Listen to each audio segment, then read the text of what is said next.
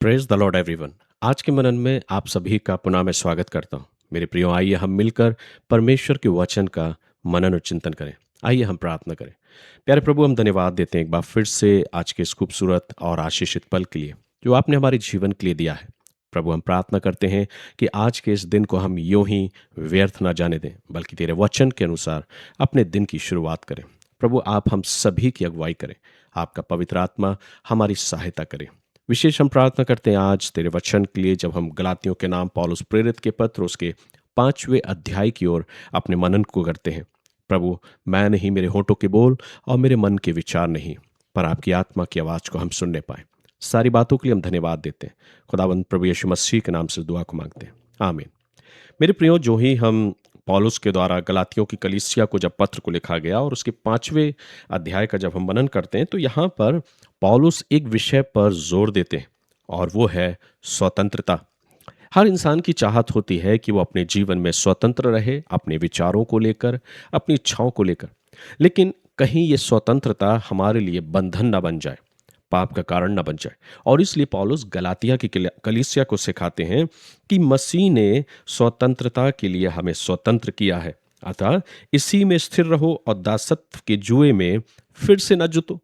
पौलुस इस बात को समझाना चाह रहे हैं, जिसमें इन बातों को बयां कर रहा है जो कि 3 और 4 अध्याय में भी पौलुस ने कहा। जैसा कि लोगों ने कलीसिया को, जो गलातिया की कलीसिया थी, उसको बहुत से नियम और रीति रिवाजों को भी थोपना प्रारंभ कर दिया था। और उन्होंने कहा कि एक इंसान को अपने जीवन में उद्धार पाने के लिए सिर्फ मसीह पर ही विश्वास करना नहीं, पर व्यवस्था का पालन करना भी जरूरी है। और उसमें जो सबसे अहम भूमिका थी वो थी खतना की। पौलुस उन्हीं बातों को यहाँ पर बयां कर रहे हैं। पौलुस ये कहते हैं, देखो मैं पौलुस तुमसे कहता हूं कि यदि खतना कराओगे तो मसीह से तुम्हें कुछ लाभ ना होगा। फिर भी मैं हर एक खतना कराने वाले को जताए देता हूं कि उसे सारी व्यवस्था माननी पड़ेगी। सो पौलुस इस विषय में इन बातों को बयां कर रहे हैं कि अगर तुम व्यवस्था की रीति के अनुसार चलते हो और अपने जीवन में इस रीति का पालन करते हो, तो मात्र इस रीति का पालन करना ही पर्याप्त नहीं है, पर अब तुम व्यवस्था के द्वारा बांध लिए गए हो या व्यवस्था में बांधे गए हो। तो इसलिए जब तुम व्यवस्था की एक आज्ञा को पूरा करते हो, तो तुम्हें फिर अपने जीवन में व्यवस्था की सभी बातों को भी पूरा करना पड़ेगा। और इसलिए पौलुस इन बातों को कहते हैं आगे लिखते हुए कि तुम्हें उससे सारी व्यवस्था माननी पड़ेगी। तुम जो व्यवस्था के द्वारा धर्मी ठहरना चाहते हो, मसीह से अलग और अनुग्रह से गिर गए हो।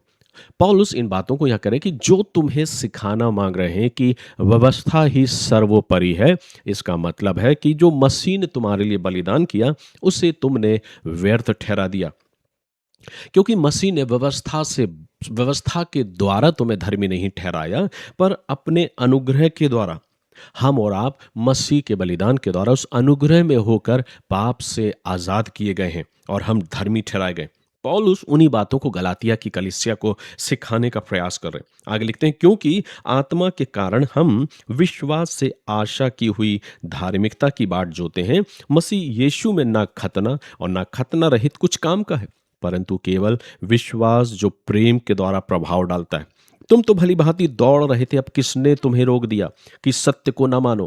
पौलुस यहाँ ये सिखाना मांग रहे हैं कि मैंने जो कुछ तुमको बताया है, जो मसीह के सुसमाचार को तुमने सुना है कि हमने कैसे अपने जीवन में अपने उस परमेश्वर के उस अनुग्रह के द्वारा एक उस अनंत जीवन को पाया है, पापों की क्षमा को पाया है, तो किसने तुम्हें भरमा दिया है? तुम भली भांति दौड़ तो रहे थे, पर किसने तुम्हें रोक दिया कि तुम सत्य को ना मानो? तो पौलुस गलातियों की कलीसिया से बात करे, ऐसी सीख तुम्हारे बुलाने वाले की ओर से नहीं। पौलुस अभी मसीह यीशु की ओर इशारा करते बात को कह रहे हैं कि जो तुम्हारा बुलाने वाला है, जो ख्रीस्त तुम्हें बुलाने वाला है, जो मसीह जिसने तुम्हारे लिए अपने आप को बलिदान दिया, उसकी सीख ऐसी नहीं। पर अब फिर वो बात कहते हैं कि थोड़ा सा खमीर सारे गुथे हुए आटे को खमीर कर डालता है। मैं प्रभु पर तुम्हारे विषय में भरोसा रखता हूं कि तुम्हारा कोई दूसरा विचार ना होगा, परंतु जो तुम्हें घबरा देता है वह कोई क्यों ना हो दंड पाएगा। परंतु हे भाइयों, यदि मैं अब तक खतना का प्रचार करता हूं तो क्यों अब तक सताया जाता हूं? फिर तो क्रूस की ठोकर ठोकर जाती रही। भला होता कि जो तुम्हें डावाडोल करते हैं वे अपना अंग ही काट डालते। तो पौलुस कहीं न कहीं गलातिया की कलीसिया को उस व्यवस्था के बारे में उन बातों को बयां कर रहे हैं कि हम अपने आप को व्यवस्था के द्वारा, उन नियमों के और रीति रिवाजों के द्वारा अपने आप को बांधना चाहते हैं, और जो व्यवस्था के अनुसार चलना चाहता है वो उस व्यवस्था में बांध दिया जाता है।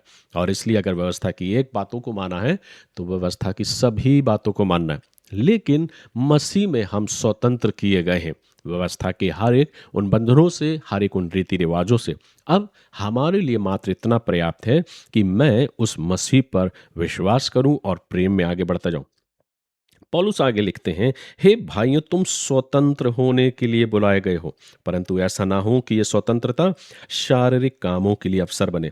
अभी पौलुस जो कलासिया कलीसिया है गलातिया की, उनको ये सिखा रहे हैं कि मसीह ने तुमको स्वतंत्र होने के लिए बुलाया, और इसलिए उसने तुम्हें व्यवस्था के अधीन रहने से भी स्वतंत्र किया है।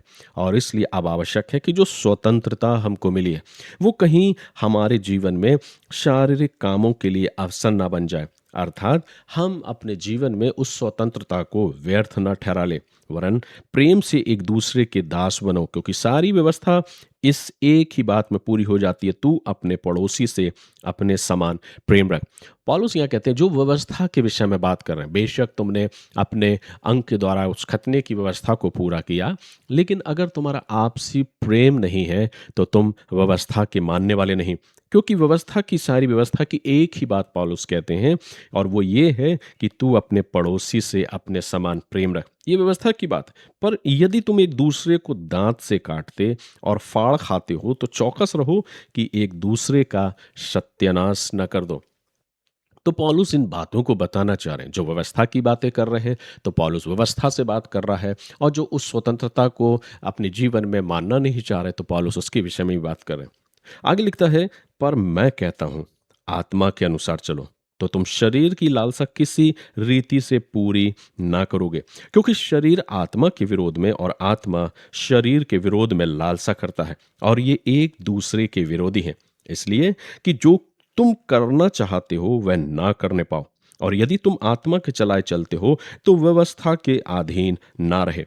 पौलुस यहाँ पर फिर पवित्र आत्मा की उस अहम भूमिका को दर्शाते हैं। पौलुस कहते हैं कि मैं सिर्फ इतना चाहता हूँ कि क्या तुम व्यवस्था का पालन कर रहे हो, व्यवस्था को मान रहे हो, नहीं मान रहे हो, पर मैं सिर्फ इतना कहता हूँ कि जो पवित्र आत्मा को प्रभु ने हम में से हर एक को दिया है, उस पवित्र आत्मा के अनुसार हम अपने जीवन में चलें और अपने शरीर की किसी भी प्रकार की लालसा को पूरा ना करें। क्योंकि जब हम आत्मा में चलते हैं तो शरीर आत्मा के विरोध में और आत्मा शरीर के विरोध में लालसा करती है, और दोनों एक दूसरे के विरोधी हैं।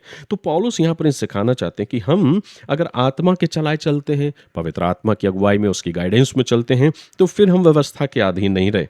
इसलिए जब हम व्यवस्था के अधीन नहीं रहे और आत्मा के द्वारा चलते हैं, तो जो आत्मा के द्वारा चलता उनमें ये चीजें नहीं, जैसा कि शरीर शरीर के काम तो प्रकट है, अर्थात व्यभिचार, गंदे काम, लुचपन, मूर्ति पूजा, टोना, बैर, झगड़ा, ईर्ष्या, क्रोध, विरोध, फूट, विधर्म, डहा, मतवालापन, लीला क्रीड़ा और इनके जैसे और काम हैं। इनके विषय में मैं तुमसे पहले ही कह देता हूँ, जैसे पहले कह भी चुका हूं कि ऐसे ऐसे काम करने वाले परमेश्वर के राज्य के वारिस ना होंगे। सो पौलुस यहाँ ये बातों को कह रहे हैं कि जो ये सोचता है कि मैं व्यवस्था की हर एक रीति और नियमों को पालन कर रहा हूँ, लेकिन अपने जीवन में अपने भाई से प्रेम नहीं रख पा रहा है, या अपने जीवन में इन शारीरिक कामों में संलिप्त है, वो परमेश्वर के राज्य के वारिस कदापि ना होंगे। फिर चाहे तुम व्यवस्था के अनुसार अपने जीवन को क्यों ना जीरो। क्यों? क्योंकि एक बात को तुम पूरा कर रहे हो लेकिन दूसरी बात में तुम विफल हो रहे हो, तुम फेल हो रहे हो। इसलिए आत्मा के द्वारा चलना सीखो, और आत्मा तुम्हें सिखाएगा कि तुम्हें कैसे चलना है। फिर पौलुस उसके विषय में लिखते हैं कि जो आत्मा के द्वारा चलता है तो आत्मा के फल क्या हैं। पौलुस कहते हैं, पर आत्मा का फल प्रेम, आनंद, शांति, धीरज, कृपा, भलाई, विश्वास, नम्रता और संयम है। ऐसे ऐसे कामों के विरोध में कोई भी व्यवस्था नहीं, और जो मसीह यीशु के हैं उन्होंने शरीर को उसकी लालसाओं और अभिलाषाओं समेत क्रूस पर चढ़ा दिया। यदि हम आत्मा के द्वारा जीवित हैं तो आत्मा के अनुसार चलें भी। हम घमंडी ना होकर एक दूसरे को ना छोड़ें और ना एक दूसरे से ढा करें। तो यहाँ पर पौलुस कह रहे हैं कि जो आत्मा के द्वारा चलता है, तो आत्मा के द्वारा चलने वाले व्यक्ति में ये फल दिखाई पड़ते हैं। और इसलिए वो कहते हैं, और अगर हम आत्मा में जीवित रहते हैं तो आत्मा में चलते भी हैं। इसलिए घमंडी होकर ना एक दूसरे को छेड़ें और ना एक दूसरे से डहा करें। तो पौलुस यहाँ जीवन की उन मूलभूत सच्चाई और बातों को बयां कर रहे हैं जिसमें आज हम और आप सबसे ज्यादा पाए जाते हैं। ये बातें अगर हम अपने जीवन में लागू करें तो परमेश्वर का वचन मुझे और आपको यही सिखाता है कि कई बार हम इस धोखे में रहते हैं, इस गफलत में रहते हैं कि मैं तो एक बहुत ही प्रार्थना करने वाला जन हूँ, मैं प्रभु का एक बहुत बड़ा सेवक हूँ, या मैं प्रभु का बहुत बड़ा दास या दासी हूँ। लेकिन अगर हम अपने जीवन में आत्मा के उस जीवन के द्वारा जो आत्मा का अनुभव जो हमने अपने जीवन में प्राप्त किया है, जिसके द्वारा आत्मा के द्वारा जब हम चलाए जाते हैं, जैसा कि पौलुस यहाँ लिखता है कि आत्मा के फल क्या हैं, अगर उसके अनुसार हमारा जीवन नहीं, तो पौलुस इन बातों को कहता है कि ऐसा व्यक्ति परमेश्वर के राज्य का वारिस नहीं होगा। आज मेरे और आपके लिए एक सोचने का विषय है। आज हम अपने जीवन का अवलोकन करें और विचार करें कि क्या मैं सारी रीति रिवाजों को मानता तो आ रहा हूं, पर जो महत्वपूर्ण बात थी, जो महत्वपूर्ण आज्ञा थी, क्या उस आज्ञा में मानने में मैं कहीं विफल तो नहीं हो गया। प्रभु हमारी और आपकी अगुवाई करे कि हम परमेश्वर के वचन के अनुसार अपने जीवन को पवित्र आत्मा की अगुवाई में चलाने वाले हों, और वो आत्मा जो मुझे और आपको स्वयं सिखाता है कि क्या गलत है क्या सही, हम अपने शरीरों को व्यर्थ की बातों में नहीं, पर अपने शरीरों के द्वारा परमेश्वर की महिमा करें। प्रभु आज अपने इस वचन के द्वारा आप सभी को आशीष दे। God bless you.